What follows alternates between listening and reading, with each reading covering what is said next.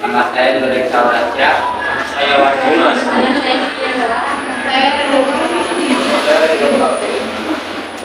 Kami akan memperkenalkan asam dan basa. Dan pembelajarannya mengetahui definisi pengertian asam basa, mengetahui ciri-ciri asam basa, mengetahui perbedaan asam basa, mengetahui sifat asam basa, dan mengetahui jenis-jenis asam basa. Pengertian asam basa. Asam basa merupakan larutan yang solid. Larutan tersebut dibuat dengan kemungkinan seperti asam mempunyai rasa yang manis. Pada ukur kita manusia maupun jeruk kimia. Sedangkan basa mempunyai rasa yang pahit dan licin bila dipegang, seperti deterjen, pasta gigi maupun sabun sirih. Pengertian asam. Asam adalah molekul atau ion yang dapat memberikan proton atau alternatifnya dapat membentuk ikatan kovalen dengan pasangan elektron. Kategori pertama asam adalah donor proton atau asam bromide. Pada kasus khusus dalam larutan air, donor proton membentuk ion hidronium H3O+ dan dikenal sebagai asam arenium. Asam terbagi menjadi dua, asam kuat dan asam lemah. Asam kuat adalah larutan dengan pH rendah yang terionisasi secara sempurna dalam air. Asam kuat memiliki pH di bawah 3 sehingga kadar keasamannya lebih tinggi. Asam kuat melepas ion hidrogen ketika dilarutkan dalam air hingga terionisasi secara sempurna. Berikut contoh asam kuat. Yang pertama asam klorida, asam nitrat, asam sulfat. Yang kedua asam lemah. Asam lemah adalah larutan dengan pH di bawah 7 dan di atas 3. Tidak seperti asam kuat, asam lemah tidak terionisasi secara sempurna dalam air. Asam lemah hanya menyumbangkan sedikit ion hidrogen atau sekitar 1% yang terionisasi. Berikut contoh asam lemah. Yang pertama asam oksalat, asam sulfat, dan asam askorbat. 2. Basa. Basa adalah senyawa yang dalam air dapat menghasilkan ion hidroksida ketika dilarutkan ke dalam air. Basa adalah lawan dari asam, yaitu ditunjukkan dari unsur atau senyawa kimia yang memiliki pH lebih dari 7. Basa dapat dibagi menjadi dua, yaitu basa kuat dan basa lemah. Basa kuat. Basa kuat adalah basa yang terionisasi secara sempurna ke dalam air pada saat dilarutkan ke dalam air. Setiap molekul molekul basa akan melepaskan ion hidroksida OH. Basa kuat mempunyai pH yang tinggi. Nah, pH basa kuat biasanya lebih besar dari 11. Contohnya natrium hidroksida, lithium hidroksida, kalium hidroksida. Basa lemah. Basa lemah adalah basa yang tidak terionisasi secara sempurna dalam air. Nah, pH dari basa lemah biasanya berkisar 8 sampai 11. Contohnya amonia, amonium hidroksida, besi 2 hidroksida, dan lain-lain. Ciri-ciri asam basa. Asam dan basa bisa dibedakan dari sifat-sifatnya ataupun dari ciri-cirinya. Secara garis besar memiliki sifat yang sama, yaitu sama-sama memiliki sifat elektrolit dan dapat mengantarkan arus listrik. Ciri-ciri asam: cenderung memiliki asam, cenderung memiliki rasa asam, pH kurang dari 7, bisa mengubah kertas lakmus biru menjadi merah, memiliki sifat elektrolit dan dapat mengantarkan arus listrik, bisa menghasilkan gas hidrogen saat bereaksi dengan bentur atau senyawa logam. Asam bisa menghasilkan ion H+ bila dilarutkan ke air. Ciri-ciri basa: cenderung memiliki rasa pahit, pH lebih dari 7, memiliki sifat kaustik dan bisa merusak kulit, bisa mengubah kertas lakmus merah menjadi biru, memiliki sifat elektrolit dan dapat menghantarkan arus listrik, memiliki sifat tekstur yang licin dan bersatu, menghasilkan ion OH bila dilarutkan dalam air. Sifat asam basa. Sifat asam ada 3. 1. Rasa masam ketika dicicipi dan asam akan terasa masam. Yang kedua, dan asam di dalam air terus menjadi hidrogen dan asam dan sisa asam. Yang ketiga, zat asam bersifat korosif yang dapat merusak benda logam maupun benda logam.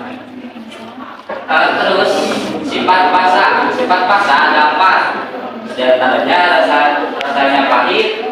Zat basa di dalam air terurai menjadi sisa basa dan ion hidroksida. Yang ketiga, jika mengenai kulit akan terasa licin.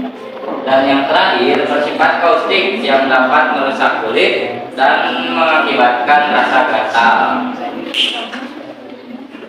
Jenis-jenis asam basa: 1.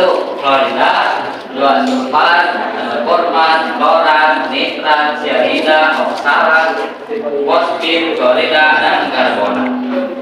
Klorida secara bahasa ilmiahnya disebut HCl. Sulfat bahasa ilmiahnya H2SO4, format CH204, dan klorat HCl seperti 3.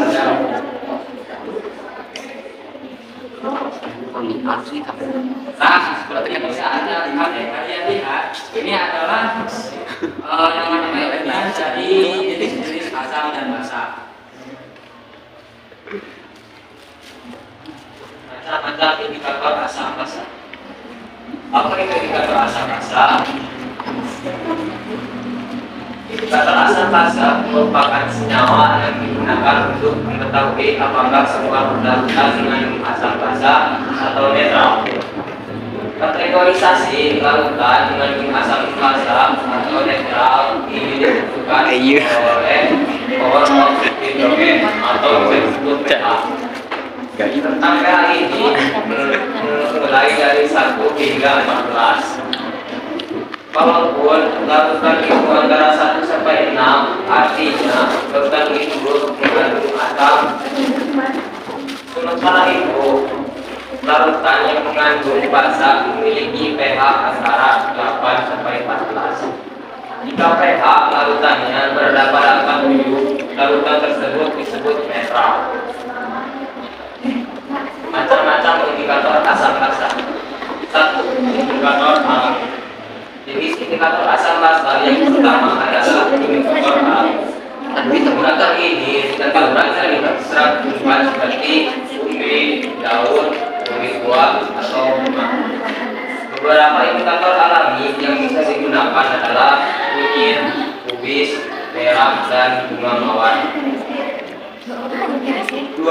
Indikator buatan. Jadi indikator ini dibuat di laboratorium dengan alat dan bahan kimia. 2 macam indikator buatan yang biasanya digunakan untuk pH larutan yaitu kertas dan larutan. Pada indikator kertas, kalian mungkin sudah tidak asing lagi dengan penggunaan kertas lakmus yang berwarna merah dan biru. Jika bersifat asam, kertas akan berwarna merah, dan sedangkan jika bersifat basa akan berwarna biru.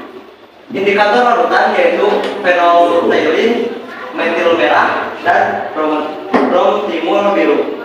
Larutan tersebut akan berubah warna jika dicampur dengan larutan yang bersifat asam atau basa. Misalnya fenolftalein akan berwarna merah jika dicampur pada larutan basa. Apa itu kertas lakmus? Tahu. Kertas lakmus adalah sebuah kertas dari bahan kimia yang dapat berubah warna jika dicelupkan ke dalam asam atau basa. Apa fungsi kertas lakmus? Merah, biru, dan netral. 1. Kertas lakmus biru. Apabila kertas lakmus biru dicelupkan ke dalam larutan air yang memiliki sifat asam, maka kertas lakmus berubah warna menjadi merah dalam beberapa detik. Lalu sebaliknya, jika kertas lakmus dicelupkan ke dalam larutan air yang bersifat basah atau netral, maka kertas lakmus tetap berwarna biru. Jadi kertas lakmus biru digunakan hanya untuk menguji tingkat pH asam suatu larutan air. kertas lakmus merah.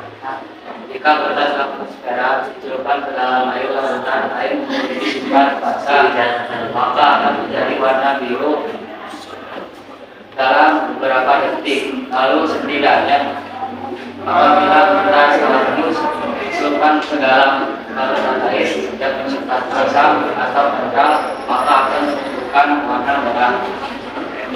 Jika kertas lakmus merah diletakkan suatu larutan air, kertas lakmus merah putih. Jika kertas lakmus merah dicelupkan ke dalam larutan air yang asam, maka akan merupakan menjadi merah.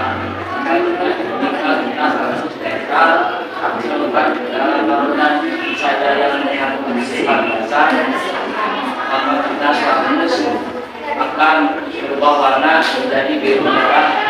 Saja. Sebelum kesimpulan, ada yang bertanya? Tidak ada. Tidak ada. Lanjut saja. Oke, jadi untuk kesimpulannya, zat asam merupakan zat yang menghasilkan ion stabil dan pH sebesar kurang dari 7. Sedangkan basa merupakan zat yang menghasilkan ion OH min dengan pH sebesar lebih dari 7. Saat menggunakan kertas lakmus dan basa akan membirukan kertas lakmus yang berwarna merah. Baik, sekian presentasi dari kami. Mohon maaf bila ada kesalahan. Wasupun di Ramayana. Hatur nuhun kesadayaan. Wassalamualaikum warahmatullahi wabarakatuh.